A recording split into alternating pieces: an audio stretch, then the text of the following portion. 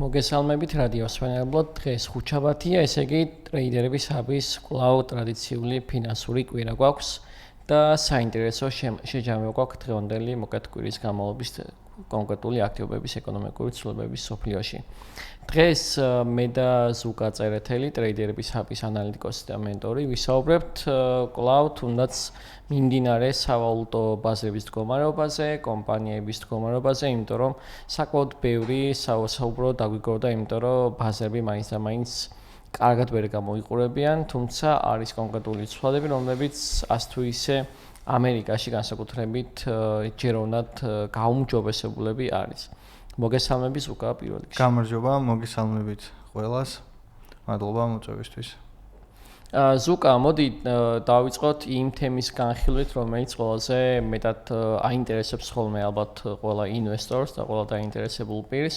თუ რა ხდება ამერიკაში და თუნდაც შევეხოთ იმ რეფინანსირების განაკვეთის მდგომარეობას და იმ მდგომარეობასაც ამერიკაში ეხება თუნდაც საბანკო სისტემებს და მათ პოზიციონირებას გლობალურ ბაზარზე და აი ეს თემა შეგვიძლია რომ უფრო მეტად ჩავშალოთ, იმიტომ რომ რა თქმა უნდა ალბათ ყველა ვაკვირდებით ჩვენ რო გარეთ გავდივართ რომ თუნდაც სავალუტო ჯიხურების შემთხვევაშიც ეს ჩვენი ვთქვათ დოლარი ლართან მიმართებაში ცვალებადობა რაც გამყარება ლარის ну ხან გონიათ ხოლმე რაცა ლარში გვაქვს რაც კონკრეტული აქტივობები, მაგრამ ну აქ ფაქტია ჩანს რომ ეს ყველაფერი დოლარის პირიქით გაუფასურებისკენ უფრო არსებული ტენდენციების გამო ხდება, რომ ჩვენთან რაღაც მომენტში ლარის კურსი უფრო შედარებით გამყარებული ვიდრე სხვა წინა კვირებში გვახსოვს.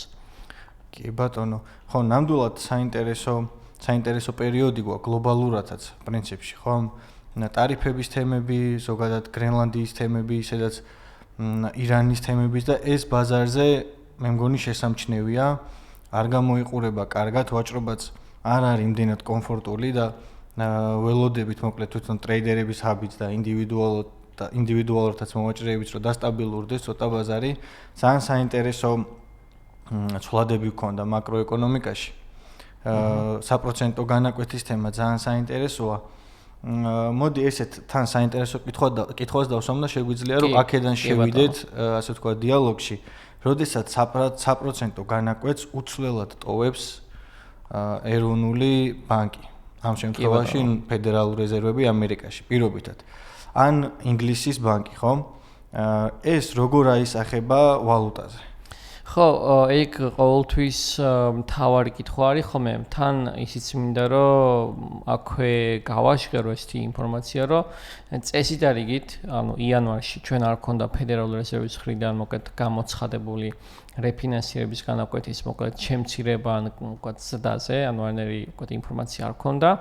და პარალელურად იდეაში და რაც ჩანიშნულია ხოლმე და ვიცით რომ არსებობს ეკონომიკური კალენდარი შეგვიძლია ვნახოთ რომ ის არის ჩანიშნული და ამერიკაში ყოველ 4 შაბათს ყოველი თვის კონკრეტულ 4 შაბათ დღეს ცხადება ხოლმე ეგრეთ წოდებული რეფინანსირების განაკვეთი და ну ხო ის აუცილებლობა რეფინანსირების განაკვეთის გამოცხადება თებერვალში უკეთ აღარ მოხდება, თუმცა ჩანიშნული ჯერომი პოუელის ეგრეთ წოდებული რეფინანსირების უკეთ ფედერალური რეზერვის ხელმძღვანელის ეგრეთ წოდებული გამოსვლა, სიტყვით გამოსვლა ჩანიშნული არის. ამიტომ ეგეთი პირველი სიახლე სწორედ ეს არის რომ თებერვალში როგორც ჩანს რეფინანსირების განაკვეთი არ შეიცვლება და კვლავ 3.75% დარჩება.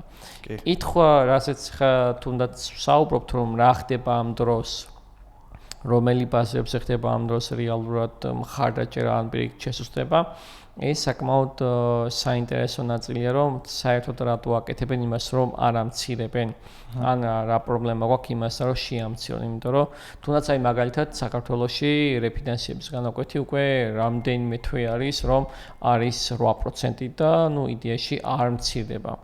იმიტომ რომ არ მცირდება, იმიტომ რომ ამას თავისი ახსნა გააჩნია.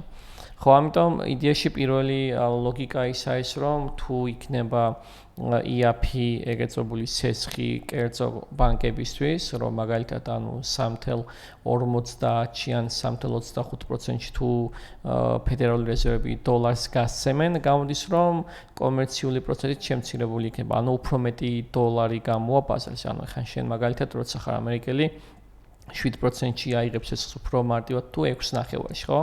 ლოგიკურია, რომ 6.9-ში უფრო მისასალმებელი არის პროცენტის აღება. აქედან გამომდინარე, არ ჩქარობს ამერიკის მთავრობა, რომ სესხების რაოდენობა გაიზარდოს, რომ ისედაც გაჯერებული არის დოლარი COVID პანდემიის პერიოდში უამრავი ტრილიონობით დაბეჭდილი დოლარის გამორჩა სოფლიოში, რომელიც სტატისტიკურად არ ბრუნდება ხოლმე რეზერვებში და უბრალოდ ინფლაცია სწორედ მაგიტომ არის.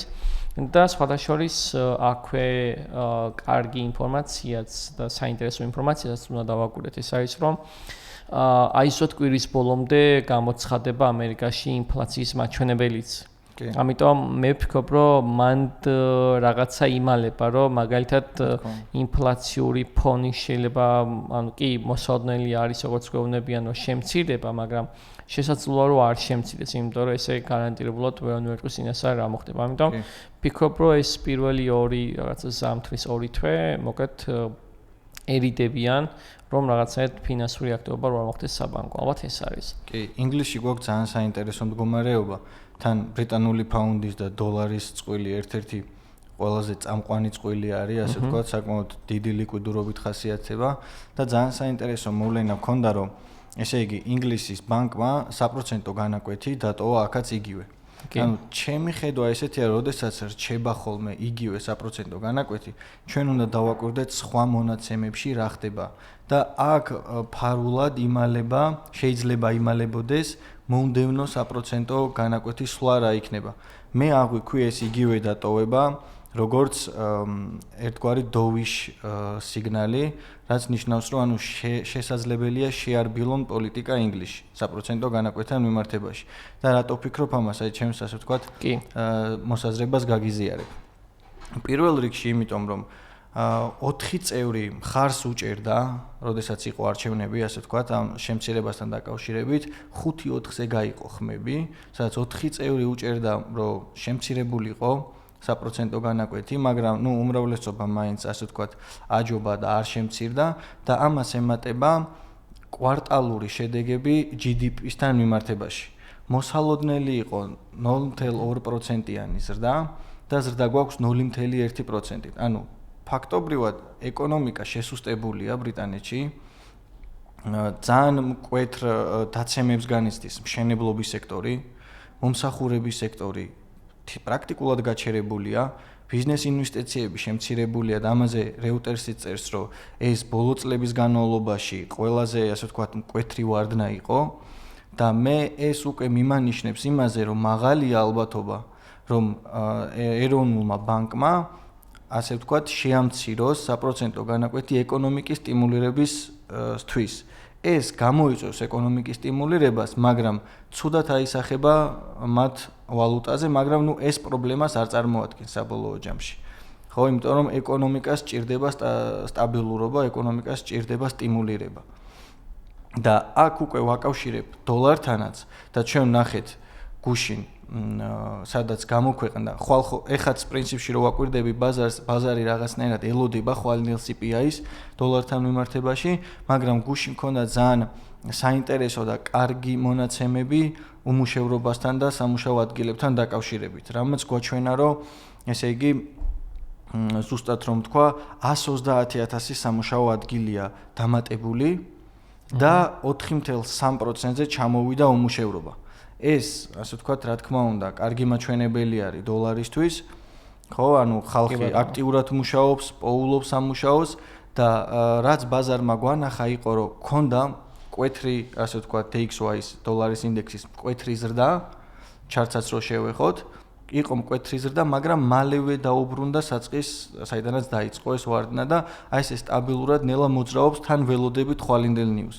და რაც შეეხება ფაუნდის და დოლარის წყვილსაც, აქაც საკმაოდ საინტერესო მოძრაობები არის საბოლოო ჯამში ვართ აპტრენდში და ეხლა დაწყებულია ასე ვთქვათ კორექციის ფაზა, სადაც ფასი იწყებს ქვემოთ ჩამოსვლას და ნუ რა თქმა უნდა ეს არ არის ფინანსური რჩევა, მაგრამ ხვალინდელ ნიუსაც უნდა დავაკვირდეთ, გუშინდელმაც გვაჩვენა რომ დოლარის მდგომარეობა ნელ-ნელა უნდა გამოსწორდეს და ამას შეიძლება დაემატოს უკვე ფაუნდის ასე ვთქვათ გაუფასურება და რადგან ჩვენ წყვილში გვაქვს ეს და ერთმანეთის ასე ვთქვათ წინააღმდეგ ვაჭრობენ, ჩემი ასე ვთქვათ ხედვა და ანალიზი არის რომ ველოდები ფაუნდის და დოლარის ქვემოთ წამოსვლას. კი ბატონო, ბარემ რადგან ბრიტანეთს შევეხეთ, ზუსტად საინტერესო იყო ნამდვილად ზუკა ეგ ანალიზი. ზუსტად ხუთშაბათს, ანუ რეალურად გამოქვეყნდა, საუბარი მაქვს რომ დღეს გამოქვეყნდა მათ შორის ბრიტანეთში MSHP ეგრეთ წოდებული მთლიანი შიდა პროდუქტის საზომი კი ბატონო და აი GDP-ის ამბავში ნამდვილად ეტყობა რომ რეალურად ეკონომიკური ჯანმრთელობის მდგომარეობა დაბალია. სხვა შორის საინტერესო ფაქტი ისიც არის რომ როცა ამერიკა იღებს გადაწყვეტილებას, მერე ეს დიდი ქვეყნები რაღაცად აკოპირებენ ხოლმე, იმიტომ რომ მე სტატისტიკურად არ მახსოვს მომენტი, როდესაც მაგალითად აზიას თუ არ შევეხებით, რომ ამერიკა მაგალითად რაღაცა რეფინანსირების განაკვეთში მკვეთრი ცვლილება გააკეთა და ევროპამ და ან ბრიტანეთმა დააპაუზეს და აი არ შეეჭრა. იმიტომ რომ მე მგონი უფრო მიყვებიან ამ ამბავს და ამ დინებას, იმიტომ რომ იქ ნამდვილად ესეა, როგორც ვახსენეთ. დღეს ზუსტად 50 წუთში გამოდის უმუშევრობის მაჩვენებელი, რომელიც ყოველკვირეულ ცვლადი არის და აქაც ვარაუდობენ ამერიკაში, რომ თითქმის 10,000 ადამიანით ნაკლები უმუშევარი უნდა იყოს ვიდრე წინა კვირის მონაცემებით და კიდევ გამოდის 19 საათზე დღეს, თუნდაც სახლების მოკეთ უძრავი ქონების გაყიდვის მაჩვენებელი, მაგრამ საინტერესო ფაქტი ისიც არის, რომ მოკეთ ხო, ეს იანვრის მონაცემები უნდა გამოვიდეს ხვალ, მაგრამ საინტერესო ფაქტი ის არის, რომ თუნდაც მაგალითად გუშინ გამოსული ინფორმაცია, რომელიც ძალიან საინტერესო იყო, როგორც ვახსენე და ვისაუბრეთ, ანუ თუნდაც არაფერმერულ მიმართულებაში დასაქმებლების რაოდენობა, რომელიც ნამდვილად შემცირებული არის და კარგად გამოიყურება და ჯანსაღი ბაზარი არის, უმუშევრობის მაჩვენებელიც კარგად გამოიყურება და ბოლოს მაინც კითხვა ჩდება მაშინ ინფლაციაში რა ხდება. იმიტომ რომ დიდი ხანია და ამერიკის მთავრობის მთავარი ეგრეთ წოდებული ფედერალური რეზერვის მთავარი საზრუნავი არის რომ რეალურად რეფინანსირების განაკვეთთან ერთად როგორღაც დაასტაბილურონ რომ 2%-ს მიუახლოვდეს ეგრეთ წოდებული ინფლაციის მაჩვენებელი, მაგრამ ჯერჯერობით ეს პროცედურა წარუმატებელია და აი ახლა ვაკვირდები და რაც უნდა გასაოცარი იყოს, ვეღარ ხედავ CPI-ის გამოშვების თარიღს, ანუ შეცვლილი არის, არც ეგ არ ჩანს, იმიტომ რომ ერთადერთი რაც ჩანს და დატოვებული ეს არის შემდეგ ხუთშაბათს ფილადელფიის რეფინანსირების განაკვეთიდან, ფილადელფია პარემ რო აუხსან ჩვენს რადიოსმენელებს, რომ ერთ-ერთი სამრეწველო ზონა არის ამერიკა. ხო, არ გამიკვირდება, რომ არის CPI. ოკეი, პარასკევს არის გადატანილი. ხო, უბრალოდ თარიღებია შეცვლილი, 20 თებერვალს, ანუ პარასკევს, შემდეგ პარასკევს არის გადატანილი. ოკეი, ხო, ანუ შეცვლილი არის თარიღებია შეცვლილი. გადატანილია, იმიტომ რომ აშკარად გამოდიოდა ორ შაბათს გვაქვს ვაშინგტონის დაბადების დღე.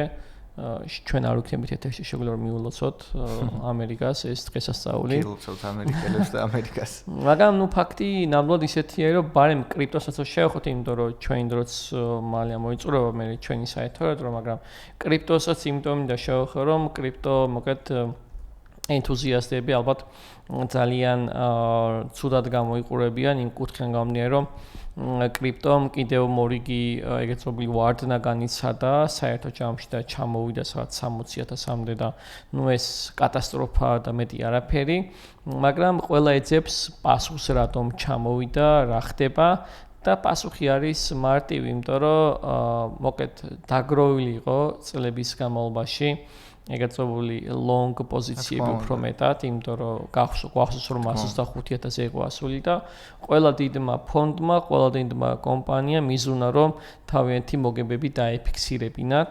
ეხლა სხვა შორის რამდენიმე ესე ვთქვათ ინფორმაცია უკვე მხვდება, რომ ნენელა შესყიდვები დაწყებულია, მაგრამ ერთადერთი მომენტი კიდევ ერთხელ აი წანს ქონდა საუბარი კორიდორში, რომ ანუ ეხლა როცა გვაქვს პესიმისტური განწყობა, გვაქვს შიშის მაჩვენებელი დაახლოებით 9% ნიშნულზე არის.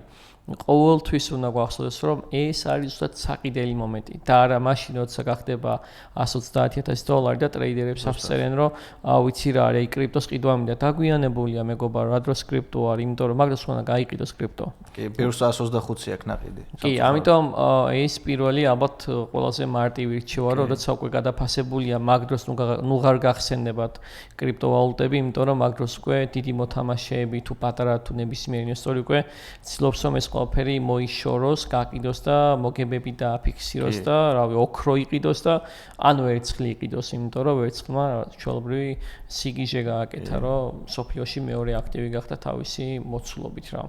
ამიტომ თუ ვინმე კრიპტოთ ინტერესდებით, დრო ახლა დაიწყოთ სწავლა, ახლა შემოგვიერთდეთ, ახლა გაარკვიოთ რა ხდება კრიპტოში, იმიტომ რომ რო გახდება $200,000, მე გვიან იქნება. ხო, მით უმეტეს ის უნდა გავითვალისწინოთ, რომ 28-ის შუაში თუ სწორად მახსოვს, გვაქვს ჰალვინგი. კი, ანუ ერთწლოვანი მაინერზე ჯილდოს განახევრება.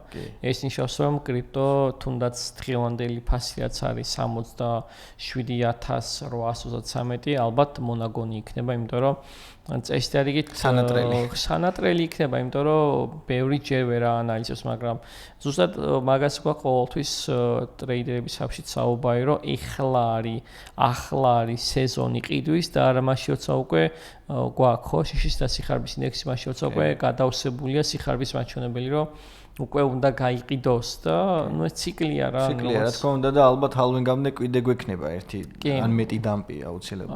გვექნება პამპიც, დამპიც, იმიტომ რომ რეალურად უნდა შევხედოთ. შევხედოთ როგორ განვითარდება. მაგრამ ძალიან კარგი ანალიზი იყო ნამდვილად ის პირველი ნაწილი, ასეც ჩვენ ძირითადად ქონა საუბარი. ნუ დღეს ბევრი საინფორმაციო ეწობული მასალა შეგვიძლიათ რომ ჩვენს გვერდზეც იხილოთ BBG.gz-ზე, სადაც გვაქვს ძალიან ბევრი დღევანდელი არსებული ინფორმაციები გამოქვეყნებული, ამიტომ თუ ეს ყველაფერი გაინტერესებს, რა თქმა უნდა, შეგიძლიათ რომ ყოველთვის დაგვიგავშდეთ და უფრო სიღრმისეულად შემდგომ უკვე ეს ყველაფერი შეგვიძლია რომ დავაკონვერტიროთ თუნდაც კარგ საინვესტიციო პორტფოლიოების შექმნაში და ასე შემდგომ. კი, და გადავთარგმნოთ პირდაპირ შემოსავალს. კი, იმიტომ რომ ჩვენი მთელი ამოცანაც სწორედ ეს არის, რომ აი ამ თუნდაც რადიო კომერსანტის დახმარებით და მადლობა მათ, რომ შეგვიძლია რომ ამ თემებზე, ფინანსებზე, ინვესტიციებზე ვისაუბროთ, რომ კიდევ უფრო ახლოს გავაცნოთ ჩვენს რადიო მსმენებლებს თუ როგორ ხდება ამ ყველაფრის სწორი ანალიზი და შემდგომ თუნდაც კონვერტაცია რომ მივიღოთ სარგებელი, რა თქმა უნდა, ამ ყველაფერში. მადლობა ზუკა, ძალიან საინტერესო საუბრისთვის, განსაკუთრებით იმ ეკონომიკური ჭრილში დანახვა, იმიტომ რომ ბრიტანეთში დიდი ხანი არ გქონდა საუბარი და მაგრამ ერთ-ერთი მთავარი ქვეყანა არის. თავენთავს კუნძულს უწოდებენ, ამიტომ რა ვქნათ, ესე არის, როგორც ურჩევნიათ, მაგრამ ძალიან დიდი როლი უკავია ბრიტანეთს მათ შორის თავენთი ფუნტის მოდგომარებით. ჩვენ შეგვიძლია რომ დავემშვიდობოთ ჩვენს რადიო მსმენელებს და შემდგომ დროებით, კარგად, მადლობა. შევხვდებით, მადლობა დროებით.